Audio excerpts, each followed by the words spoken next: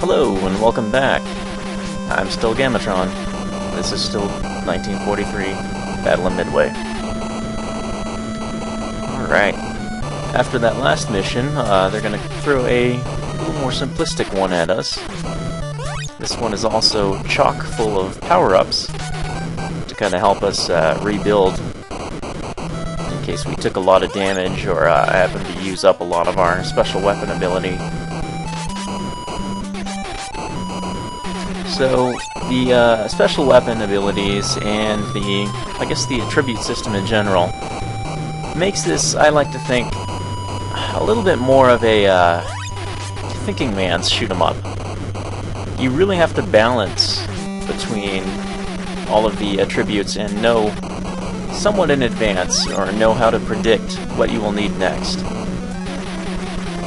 If you put all of your attributes into defensive power at the beginning, you know, thinking you're just going to tank hits and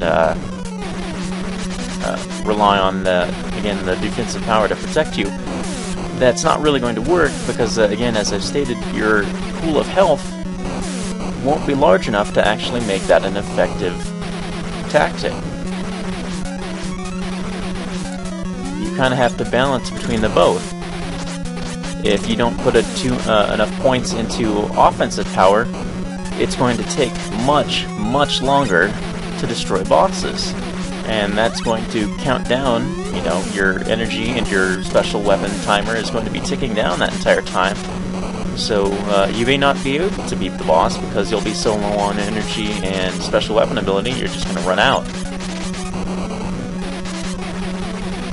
So it does require a bit of strategy, and I like that in any game, just about.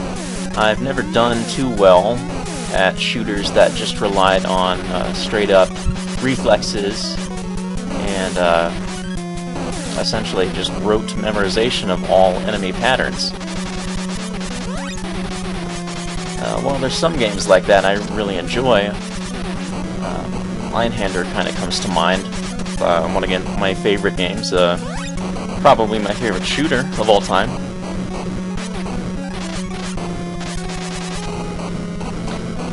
I'm still waiting for that sequel, by the way, Squaresoft. And it doesn't even have to be a real sequel. It can be kind of a spiritual successor. But come on. We need more Linehander.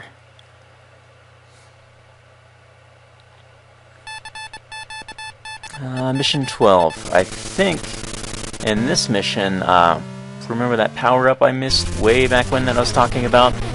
The unique one, that the fighters that appear in a very straight line that head right for you and then break apart. They kind of split up and head for the top of the screen to disappear. Pretty sure they're in this mission too. It's giving me another chance to grab that power-up I missed.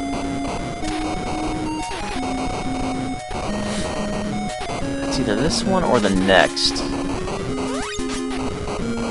Actually, I think it might be mission 13.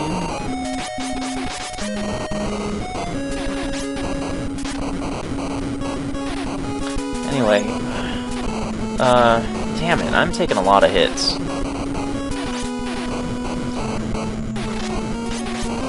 You know what? I'm getting a little tired of this game.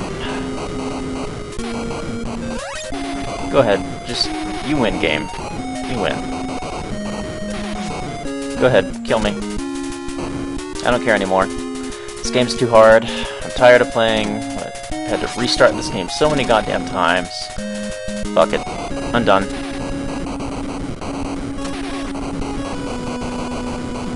Yeah, I had you going there for a moment, didn't I? Those full health things, they really... Honestly, I think, they make some of the missions a little too easy. So I know I mentioned I usually save defensive power for last to put points into, but I think I'm going to change it up and see how putting some points into that right now will do, and I'm maxing that out before special weapon. Yeah.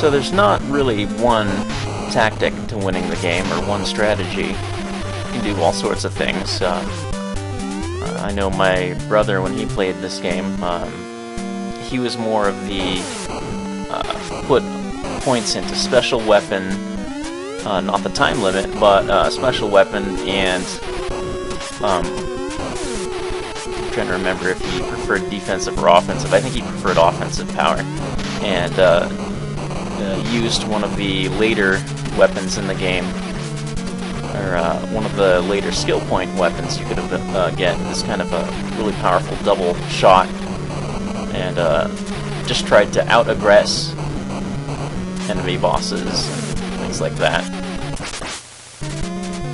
And that can work. You still need to be good at dodging. To be honest, if you're going all-out offense, you need to be the best at dodging. You can't really afford to take hits when you've got no points in defense and very few in energy. Yeah, okay, so that the unique power-up is in the next level for certain, I'm going to say.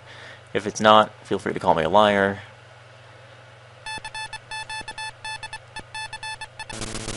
Lucky number 13, let's go.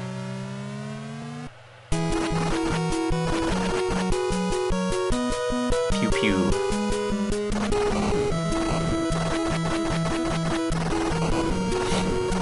This game will really give you iron thumbs. I remember, you know, just playing until I don't want to say my fingers bled or anything, but it felt like they were about to. As a kid, you know, small child. And my brother had a kind of unique way. There they are. It was worth the hit there to get this. I love this power-up. It gives you two kind of wingmen, or buddy planes. And they're so rare, but they are exceedingly valuable. They do two things. The first is that they take hits for you. If I get hit, what'll happen is you'll see the two planes on the end there do that kind of rolling, you know, I just got hit animation, and your plane won't, and consequently you won't suffer any health loss, which is really nice. The second thing they do, and I'll show that off and just as soon as I have a good opportunity, is double some of your attacks. Here we go. Bam! Just like that. Because most of the special weapons in the game are the two-shot kind of, they're very similar to the standard, the very starting weapon, except, you know, just cosmetically different and more powerful. They can have quite an effect. They don't really turn your weapon into a spread gun or anything. Oh god, music slowing. Frame rate dropping.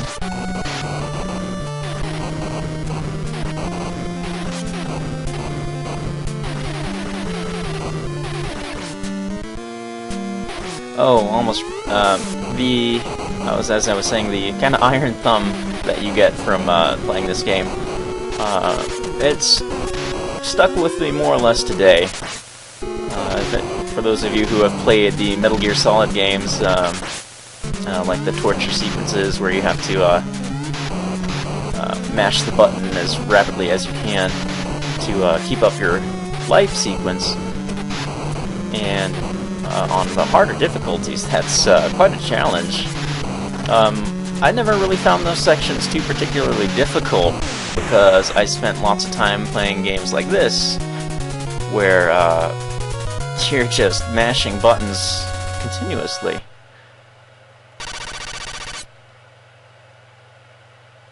My older brother, he had a kind of unique method that really only worked on games such as this.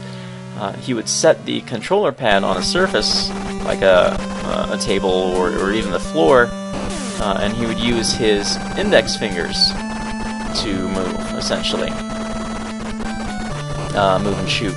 And he, again, I've never seen anyone else do this, but he could hit the fire button much more rapidly than with his index finger than he could his thumb, to the point where I'm almost certain he was firing his main weapon faster than the system would actually allow, for more inputs than the system could read.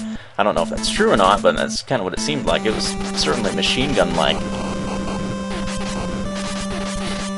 Can't do that in too many other games because you can only really access one button very easily, the A or B button, not both at the same time with that method. But with this one, you really only need one button at a time. You only use the A button very infrequently.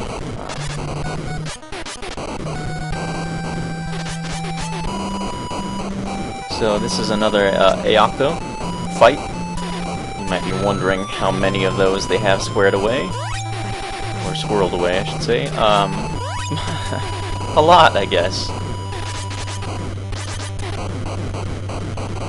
They're just pumping out those city block-sized bombers like they were going out of style.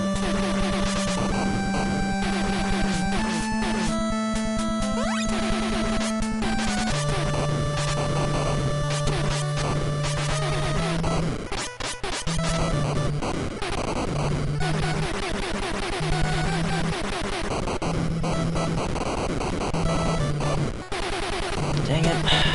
Okay, maybe I'm not as great as dodging as I once thought.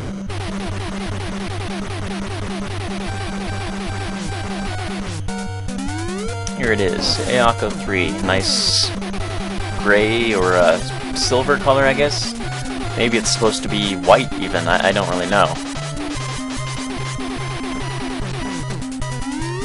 Same strategy as all the others. This one just has more health. At this point in the game, you've seen 95% of what the game has to throw at you.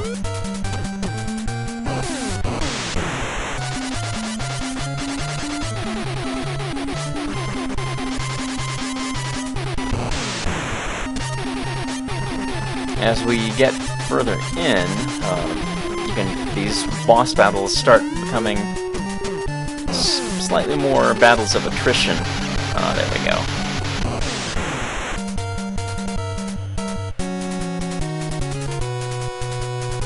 Oof, 65%. Nah, I did not do too well.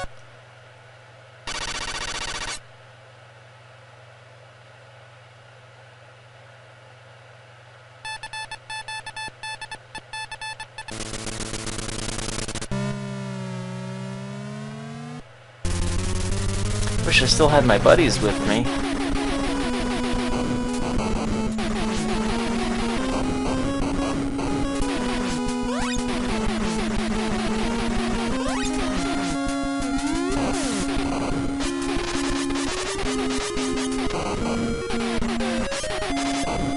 And here we come across a little formation of squatting bombers. Almost like a bomber workout class or something.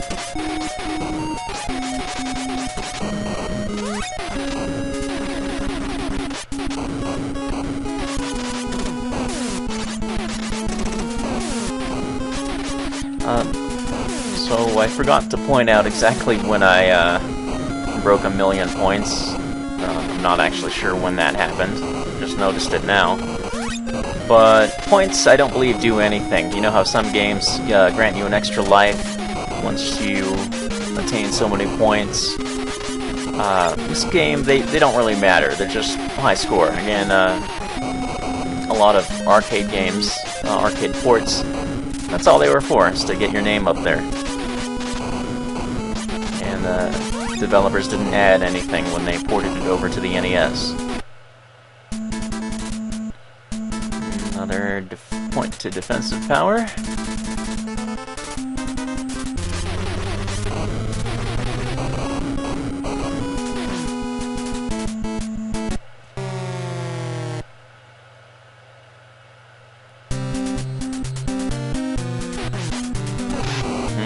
already we're getting slowdown.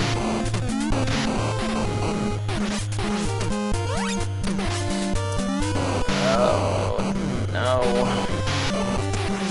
Please. Yeah, the thing about slowdown is, on one hand, it's kind of nice. You get a little bit of a bullet time effect, if you will. But the downside to this is that it robs so much from the NES's processing power that some of your control inputs don't seem to be recognized. Sometimes I will press the firing button 10 times and only 5 shots will come out. That's what it seems like.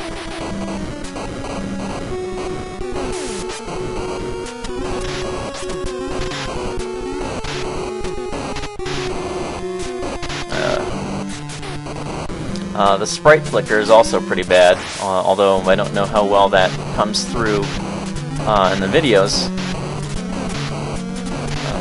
If the recorded frame rate and the synchronization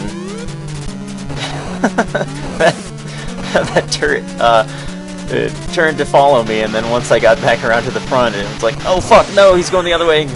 Quick, turn back, turn back. I haven't seen that happen before. I thought it would just continue to follow me. That was kind of funny. Anyway, the flicker, I don't know if you can actually see, but it can make some things kind of difficult because it'll render some of the bullets pretty much invisible. You don't really know they're there. And it's kind of frustrating to get hit by something you couldn't even see.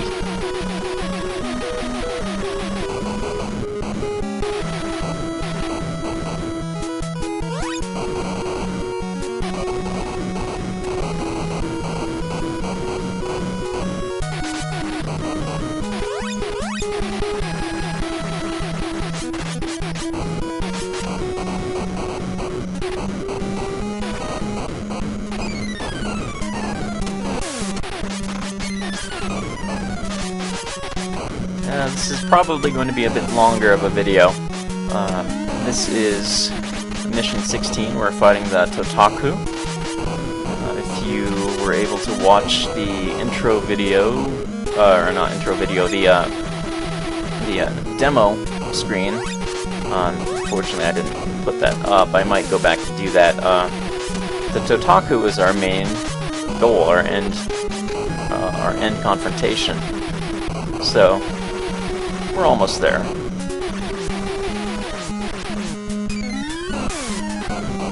Another full health thingy, thank you.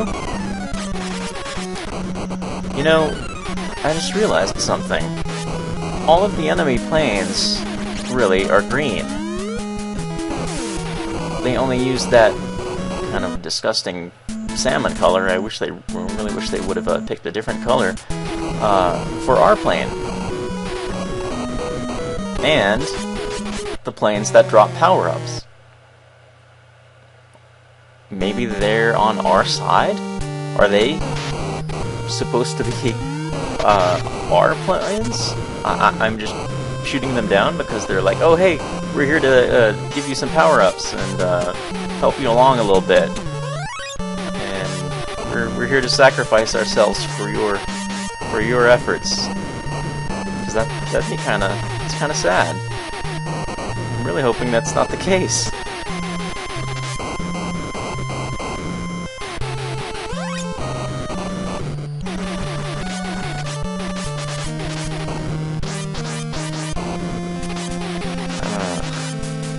So much slowdown here. It's like I'm in the Matrix.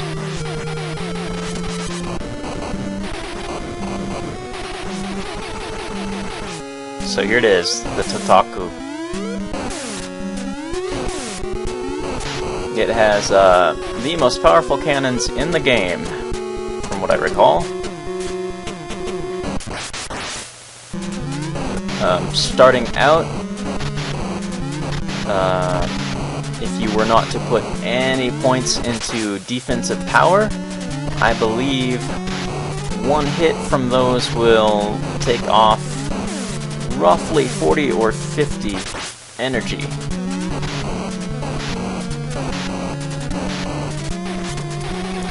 Again, a little technique for you guys. Just circle around the big turrets. They are too slow. They can't actually follow. And we did it! Down with the Totaku. Mission 16 clear. We have done it. The war is over. Although this really isn't the ending that I remembered from way back.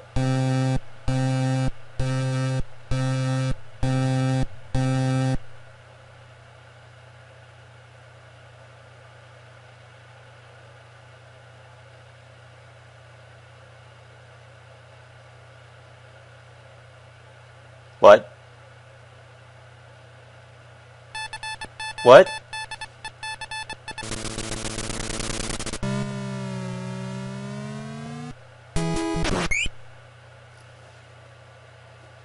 Oh God.